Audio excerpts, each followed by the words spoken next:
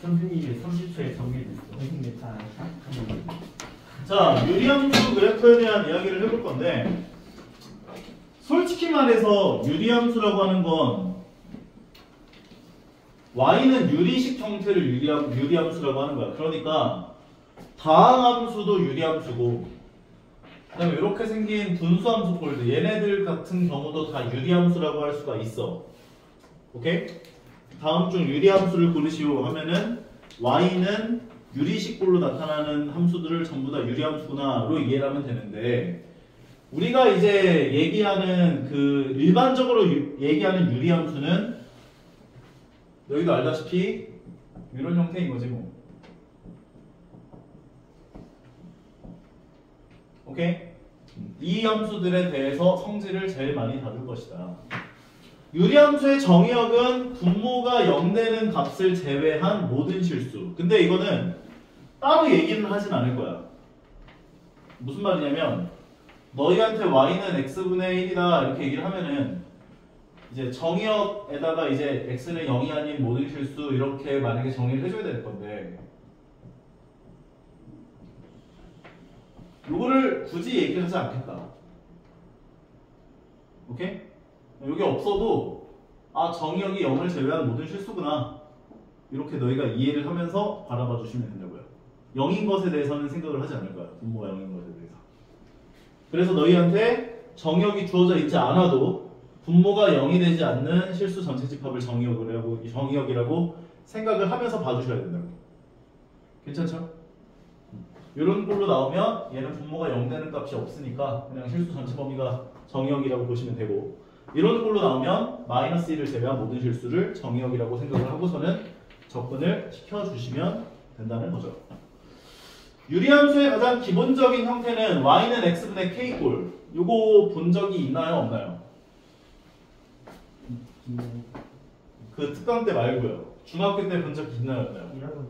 중학교 1학년 1학기 때 마지막 파트에서 너희가 정비례 함수와 반비례 함수를 배웠다고. 기억나? 정비례는 y는 ax꼴이었고 반비례는 y는 x분의 a꼴. 얘는 x분의 y가 일정한 함수, 그것이 기울기였었고, 얘는 곱한 값이 일정한 함수다 뭐 이런 식으로 해서 배웠었을 거예요. 기억나? 오케이?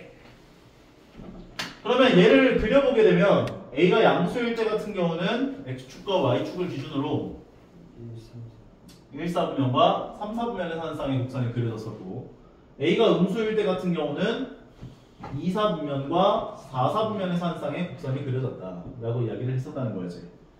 이제 또 두 개를 가지고 또 한번 비교해 봐야지. 얘가 y는 x분의 1이라고 한다면 y는 x분의 2는 어떻게 그려져? y 그래프에서 멀리 원점에서 더 멀리 떨어지게, 이렇게 원점에서 더 멀리 떨어지게끔 그려지는 게 y는 x분의 2다. 얘를 y는 마이너스 x분의 1이라고 한다면 y는 마이너스 x분의 2는 어떻게 그려져? 원점에서 멀어지게. 그러면 생각을 해보자. 얘는 값이 커졌다고 볼 수 있죠? 얘는 값이 커진 게 아니라 작아진 거지. 근데 숫자 자체는 더 커진 거지. 그래서 이 표현을 절대값 A가 커질수록 원점으로부터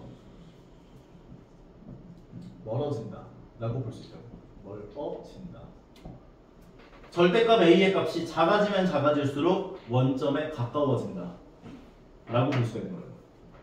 그런데 이제 우리가 중학교 1학년 때는 점근선이라는 단어를 쓰진 않았거든. 왜냐면 이 점근선이라는 단어가 이제 중학생들 입장에서는 뭔가 약간 이해하기가 조금 어려운 단어가 될 수 있기 때문에 이 단어를 쓰지 않았는데, 너희에게는 이제 점근선이라는 단어를 쓴다. 점근선이라는 건 점점 근접하는 선을 말해. 하지만 닿진 않아. 그 닿진 않는다는 표현은 아마 중학교 때 하긴 했을 거야. 얘가 이렇게 점점점 x축을 향해 다가가긴 하지만 닿진 않는다고. x축이랑 닿진 않고 계속 간다고. 생각을 해봐. x에다가 내가 막 100만, 1000만, 1억, 1조, 1000조 넣는다고 해서 얘가 0이 나와? 나오잖아. 1000주분의 1이잖아. 0.0000분의 1이요. 0이 되진 않는다고. 반대로 내가 x에다가 이제 0, 그러니까 2분의 1이나 3분의 1, 4분의 1, 5분의 1, 1000분의 1, 만분의 1 넣으면 만분의 1 넣으면 만 나오지. 요 x 값에 0을 넣을 수 있어 없어? 없기 때문에 얘가 계속 y축이랑 다가갈 뿐 y축에 닿진 않는다. 그래서 이 다가가되 닿지 않는 이 선을 우리가 점근선의 방정식, 점근선이라고 표현한다는 거지. 그래서 y는 x분의 a꼴에 대한 점근선은 x축과 y축이라고 볼 수 있다는 거야. 가장 기본적인 형태의 선을. 괜찮은 것 같아? 그래서 너희가 그 유리함수를 그릴 때 가장 중요한 그 포인트가 되는 지점은 바로 점근선의 교점 좌표. 점근선의 방정식에 대한 교점 좌표를 기준으로 그래프를 그려줘야 돼. 그래서 얘 같은 경우는 이제 점근선의 방정식이 이제 x축과 y축 요 두 가지이기 때문에 점근선의 교점 좌표가 0,0에 있어서 너희가 뭐 별다른 손을 보지 않아도 상관없겠지만 조금 이따 평행 이동을 하게 되면 점근선의 교점 좌표를 찍고 십자가 형태로 점근선을 그려준 다음 1사분면과 3사분면에 해당하는 곳에서 또는 2사분면과 4사분면에 해당하는 곳에서 한 쌍의 곡선을 그려주시면 된다는 거죠. 성질들을 조금씩 파악을 해보면 근데 유리함수는 좀 쉽지 않았어? 배울 때? 어땠어? 느낌이? 네. 어려웠어? 쉽다고 그랬죠. 근데 여기다가 이제 좀 추가적으로 너희가 좀 기억을 해줘야 될 성질이 이제 한 3가지 정도가 있는데 첫 번째는 이 유리함수는 점근선의 교점 좌표라고 하는 이 점에 대해서 점대칭 성질을 가져요. 점대칭. 두 번째는 이 점근선의 교점 좌표를 지나가면서 기울기를 1로 갖는 직선에 대하여 대칭 성질을 가져요. 세 번째는 이 점근선의 교점 좌표를 지나가면서 기울기를 마이너스 1로 갖는 직선에 대해서 대칭인 성질을 가져요. 그래서 대칭이 총 3가지에 대해서 대칭이 되는데 첫 번째는 점근선의 교점 좌표, 교점에 대하여 대칭.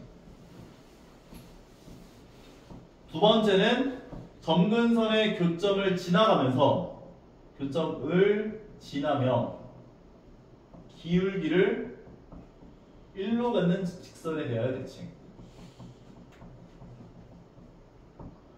세 번째는 점근선의 교점을 지나며 기울기를 마이너스 1로 갖는 직선에 대하여 대칭. 요 3가지에 대하여 항상 대칭이다라는 걸 알고 있어야 돼요. 그래서 너희한테 만약에 어떤 뭐 유리함수가 나와 있는데 얘가 y는 x 더하기 5에 대하여 대칭이고 y는 마이너스 x 더하기 7에 대하여 대칭이다 이런 얘기를 너희한테 한다면 이 두 직선의 교점 좌표가 점근선의 교점 좌표라고 이해를 해주시면 돼요. 오케이?